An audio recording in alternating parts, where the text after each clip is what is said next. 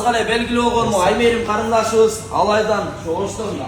Апасы Луиз эжеке жалгыз бойлуу эне жесирене. Кызы Жабыркан ушу барыңызга эле белгилүү болгон Камза Аслан Байкан улдарыбыз эле ору менен оруп 170 миллион сом акча каражатына муктаж болуп жатканда Бишкекте сбор ачылып, азыркы учурда сиздердин бардыгыңыздардын жардамыңыздар менен 80 миллиондон аштык буюрса.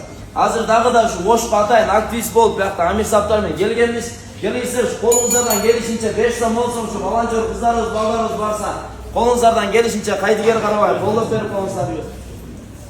Иштеке карындашыбыздар айып себепкер болуп калалы, жакшылыкта жарыша берели, байкелер, эжелер келиңиздер. Колуңуздардан келишинче кайдыгер карабай жардам берип коюңуздар. Бардыгыңыздарга Алла разы болсун, чоң рахмат.